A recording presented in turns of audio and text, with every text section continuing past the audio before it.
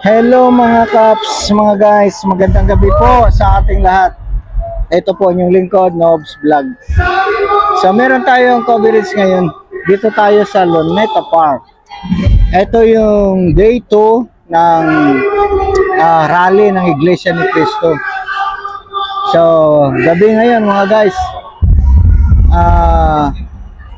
Mula kaninang umaga nung nagsimula ang rally, so wala tayong naibabalitang nabalitaang mga untoward incident, no, o anumang mga kabuluhan na nangyari sa lugar nito. Kundi katulad din ng nangyari kahapon sa first day ng rally ay naging maayos at mapayapa din po hanggang sa mga oras na ito. Okay? So ito ngayon guys, nag-start kanina yung program nila, nasa mga around 4 PM na po.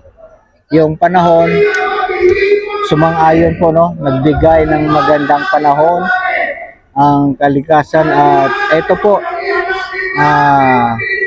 malamig ang lugar ngayon dito, hindi maalinsangan.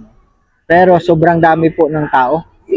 Di lang natin alam kung yung bilang ng mga dumalo kahapon ay nahigitan ng mga dumalo ngayon. So eto guys, iikot ko lang yung video natin para makita ninyo yung paligid. So November 17 po ito guys, araw ng Martes. Di ba Martes ngayon? Ay, Lunes. Sorry, Lunes pala ngayon. November 17, Lunes. No? So ito yung second day, no, ng rally ng Iglesia ni Cristo. So ikot ko po doon para makita ninyo yung paligid. So enjoy na lang kayo sa panonood. Okay.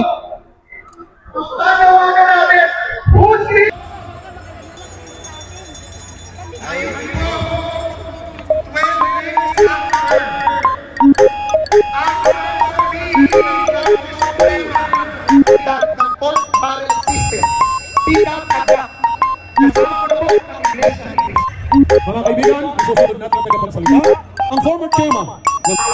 Mula kay 2026.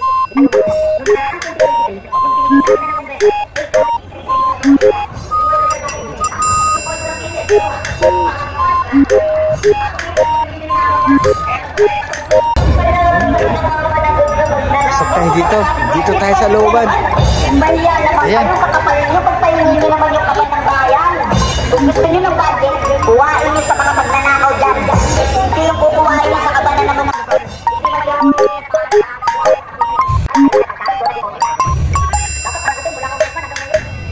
So ito, uwi na. Alas 8:30 na ng gabi. Pero buhay pa rin, no, yung mga tao. Okay. Uwi na. Alas 8 na ng gabi. Dito sa Luneta Park po ito. Pero alam kong ito ang puno at hangganan ng aking pagtitiis at pananahimik. Hindi na tayo mananahimik. Dahil nalaman kong pati ang mga anak niya ay nagdodroga na. Naku po! Pati mga anak niya nagdodroga. Ang pag-alok ng mag-ilan si Sandro ng droga ang aking mga anak at iba pang mga kamag-anak. Naku po! Yan ang hindi ko na mapapalampas. Sa loob ng halos 4 na dekada, wala akong ibang pinangarap kundi maipakita sa sambayanan na hindi kami masamang tao. Hindi masama ang pamilya Marcos.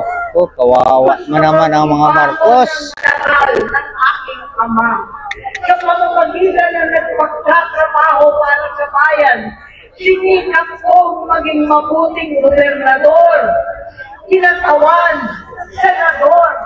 Hindi ako halos nagpapahinga para makapag-iwan sana ng legasiya na kapag sinabing Marcos, nabawi na natin ang tingin sa nakaraan. Siguro ngayon ay makakarinig ng buo ang gusto kong sabihin. Walang mababawasan, hindi madadagdagan. Omo ng sa'yo si Manang. Tuwing nakikita kita sa TV, gusto kitang puntahan. Napakalaki ng pinagbago mo. Itsura, pagsasalita, takbo ng pag-isip.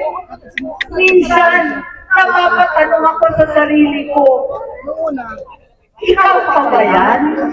Siguro ba talaga yung nakikita ko? Pero ako, aling ko, ako pa rin ito. Ako pa rin ang ate mo na ngayong ama't ina sa inyo sa ibang bansa. Ang kasama mo sa sumubok na sanggain lahat ng sakit para sa iyo. Ang kapatid mo na hindi mo kailangan hingang ng tawad dahil agad ka nang iniintindi at tatanggapin dahil mahal kita. Nakakaawa talaga to si Madam. Tama na, ading ko. Tapusin mo na ang paghihirap mo at ng bayan. Kaya mong umalis tayo sa palasyo. Kaya mo pa rin hawakan ang iyong kamay. Huwag kang matakot. Malaki na ang dulot sa iyo ng droga. Sinisisi ko ang sarili ko dahil hindi ako nakinig sa mga sumbong.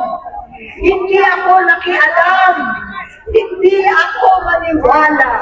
Pero hindi pa huli ang lahat. Tama na, aling mo. Magpahinga na tayo. Umuwi na tayo. Magpagamot, magpagaling at nangangako ako. Hindi ako manilingat. Hindi ako makukulang. Lahat ng kasama mo ngayon, hindi natin kasama sa pinakamadilim na bahagi ng buhay natin. Tama. Kasama mo silang ngayon dahil nasa taas ka pa. Tama. Ako at ang ating mga tunay na kapatid dito sa Luneta ang kasama mo. Tama. Kahit magdilim ulit ang lahat. Talikuran mo ang iniisip at ibinubulong lang ang misyon.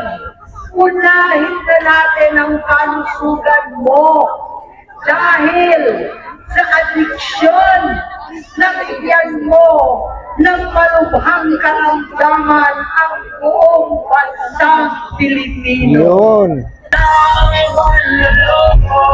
So yan po mga kababayan, mga guys, napakinggan natin ang talumpati ng ating mahal na Senador Amy Marcos. So dito talagang ibinurgar niya na, no? Showdown na siya. Sinabi niya na lahat kung ano yung kalagayan ng presidente, no, natin, ang presidente ng bansang Pilipinas. Sinabi niya, kinumpirma niya na totoo pa lang gumagamit ng pinagbabawal na gamot. At sabi nga niya, lulong na talaga sa droga. Ibig sabihin, meron tayong pangulo ng ating bansa na isang drug addict. At hindi lang siya, kundi pati na rin ang kanyang buong pamilya, ang kanyang asawa at ang kanyang mga anak. So yan po muna ang ating vlog ngayon, mga guys. Andito tayo ngayon, nakasaksi, no? Saksi tayo sa ginawang pagtalumpati at pagsalita ng Senadora Amy Marcos. Maraming salamat po. Ito po ang inyong lingkod, Nobs Vlog. Supportan po natin.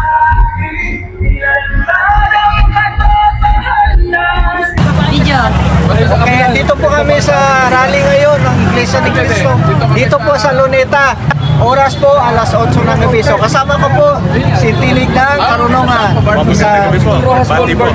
Okay. Salamat po. Pinagbabaan sa amin kanina. Thank you po.